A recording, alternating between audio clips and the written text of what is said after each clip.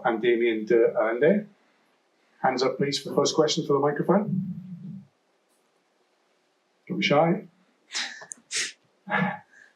One here. Thank you very much. Obviously, so much of the chat has been around 7-1, the scrum halves, etc., this whole World Cup.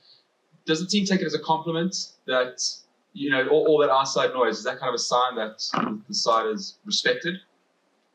Yeah, I think first things first, it's a World Cup, the biggest probably tournament you can get involved in rugby. And if you don't get people talking about your team, then maybe you guys are doing something wrong. So when people talk about how we do things in Springbok, it shows that people are interested in what we do and they actually pay attention into it. And for us, we just focus on our strengths. You know, we want to do what works for us. And sometimes it's not always 7-1, but I think for this game, knowing the challenge that lies ahead, you know, that's why I think we went into that 7-1 split. So we just wanted to make sure that we've got fresh legs on the field. Question for Damian, please. I don't know whether you've played against Bundyaki for Munster this season, but can you just give us an assessment of the challenge that you're facing there tomorrow? Yeah, I've played against him a few times. Obviously, when I was at Munster, I haven't played against him since then because I don't think he played in the game we played against Ireland last year at Viva. But yeah, he's a fantastic player. He's always been up there with the best 12s in the world, in my opinion. And his past couple of games, he's been in good form as well. So yeah, I know it's his 50th tomorrow, and I know he's going to be raring to go. But I'm also looking forward to the challenge, and hopefully we won't disappoint each other, and hopefully make it a great test match for both teams.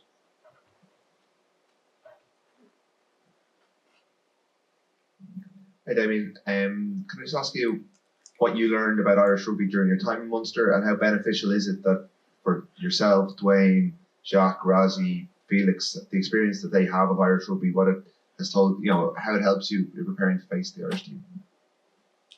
I think for me personally, it helped me with my micro skills in terms of probably getting connected with the team a lot better. And I think Coach Jacques, Rassie, Stocker and Felix put a big emphasis on it as well. I think they also, I know Stocker wasn't there at Munster, but I think the way we've been coached now, the way we've gone forward these past couple of seasons, our individual skill development has increased a lot. So for me, I learned a bit of that at Munster, but I've improved a lot under our coaching staff here as well, which has been pretty awesome. Stephen, we know you're heading to Ulster after this World Cup, but how much do you already know about this Irish side, having played against these guys in the URC? Yeah, good afternoon, everyone. I think URC was brilliant, especially for us, the South African team. I think our team still playing in the URC, so getting a lot of experience playing against guys like Ulster, Munster, Leinster, and you get trying to figure out at your club system how to try and get big victories against strong Irish teams. So I think I understand a bit of the mentality, and I mean with Jacques and Rassie and John and RG and some of the guys still being in Ireland, you get a bit of a better understanding. So for us, it was all about getting the prep right during the week to make sure we can perform on Saturday.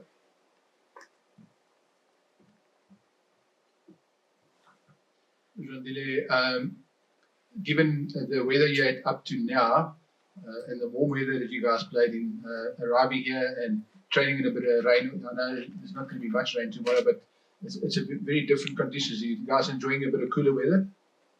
Yeah, I must say when we were in Toulon for the week and also in Corsica, you know, we've been working under very, very warm conditions, you know. So now to come to Paris under these cool conditions, I think it's something that we are enjoying it. But I must say, even then when we were in Corsica, when we were training, we always tried to make our balls wet because of we expected the conditions like this. And the preps have been going very well. And also, once again, if you come from South Africa, there's a place called PE, and Cape Town, you get 4 different weathers in one day.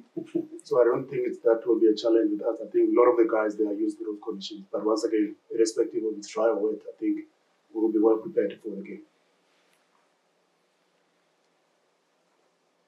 Afternoon, gentlemen. Kitsy, scrum battle is obviously going to be quite an important one. You're going up against one of the best tight heads in the world. How much are you looking forward to, and what are you expecting from Ireland at scrum time? Yeah, 100%.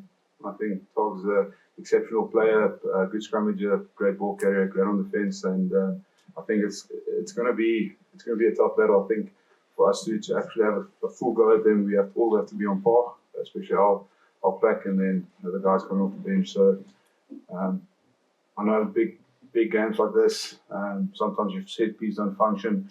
You're a little bit on the back foot, but for us, I think we trained hard. From when we got together as a Springbok group all the way back in the pre-season camps up to now, trying to improve our scrum every week. So we're looking forward to the challenge.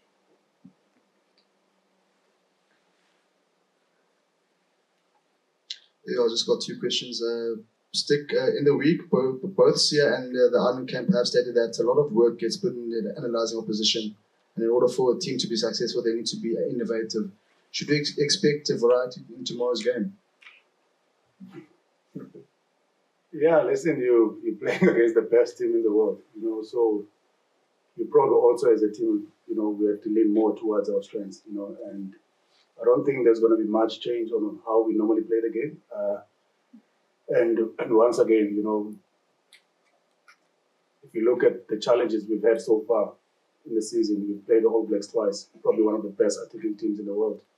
On a day, if you're not at your best when it comes to your systems on defense and your set pieces, they will punish you. And you played against the first game in the World Cup against Scotland. Probably also I will rate them as one of the best attacking teams and organized. And Ireland, I think it's similar to how Scotland normally do things. They're well organized in their system. And we know they're they're not just number one for nothing. Surely they're doing something right. They're a well organized team.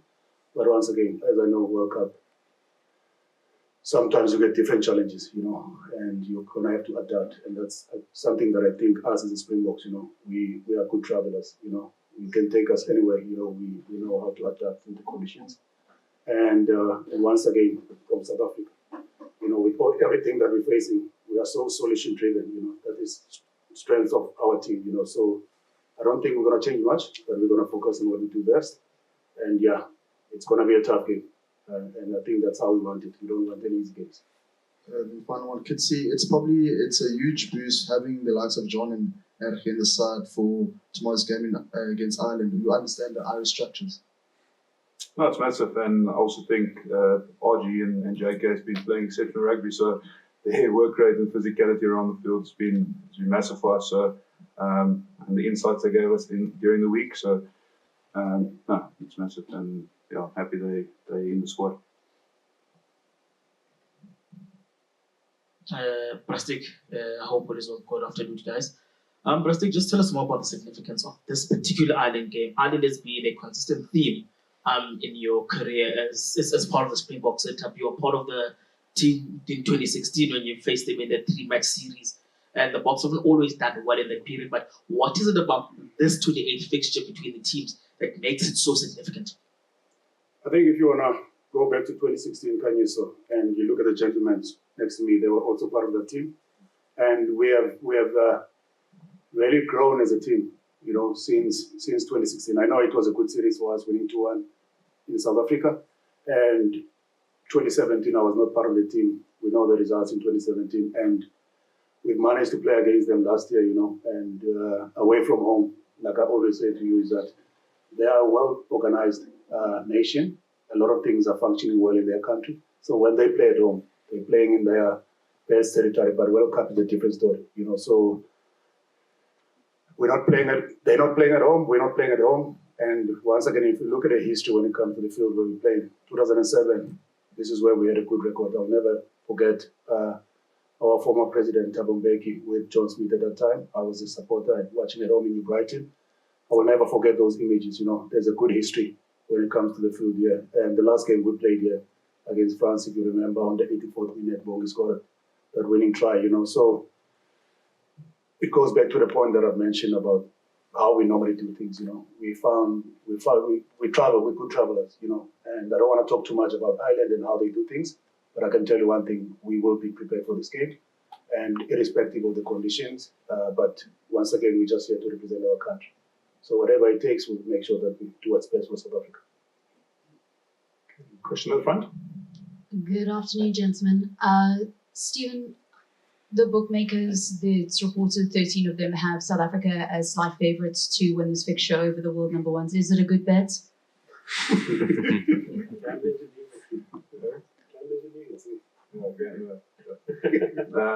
No, I think it's gonna be a challenging. It's gonna be a challenging game. I think both sides have a lot to play for.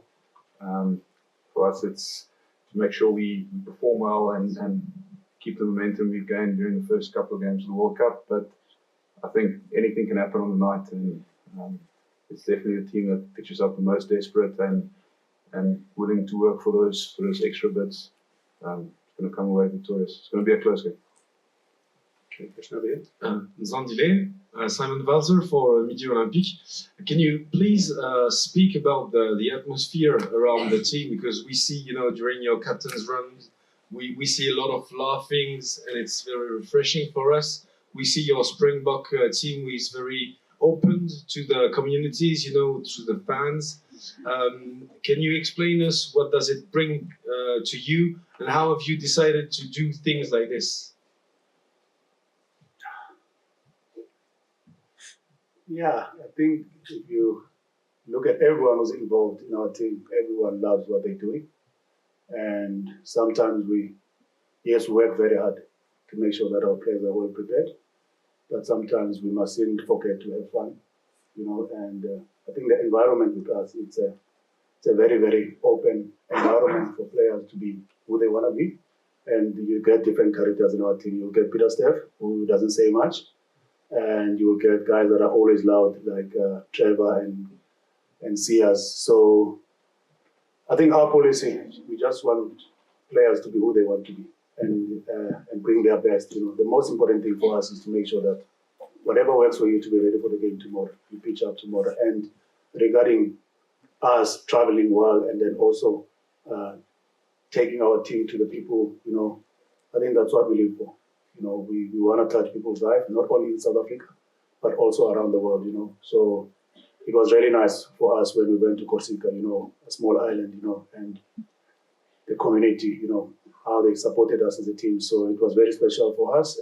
But once again, we just want to keep on touching people's life. Any question at the back? Then question for French TV. You should cross France in quarterfinal. Is it will be more easy to play against France without Antoine Dupont because of his injury, and how much important is that loss for French team?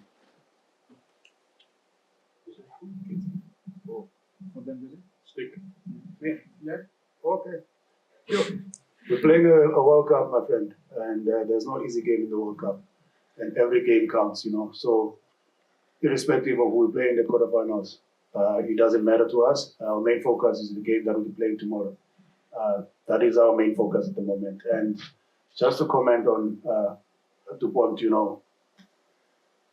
World Player of the Year in the past seasons and a few seasons back, world-class player. And it's very sad, probably for the people, talk about the locals, the French people, to lose a world-class player like that. And hopefully I wish him a speedy recovery. I wish him all the best.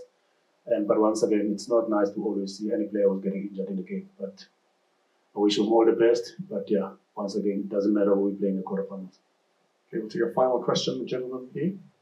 Stick, Paul O'Connell was in here earlier, and he said a couple of times, talking about letting his players work problems out on their own and not telling them necessarily how to deal with certain types of problems on the pitch, because it increases their ability to do it in the game. Can you talk a little bit about how much you let your players do that, work things out as a group on their own, and how instructive you might be in the way you work with them? What's the kind of balance there? Is that for me? Yes, please. Okay, I think internally in our system, in our team, we've got great leaders, and we always empower them to contribute in how we play the game.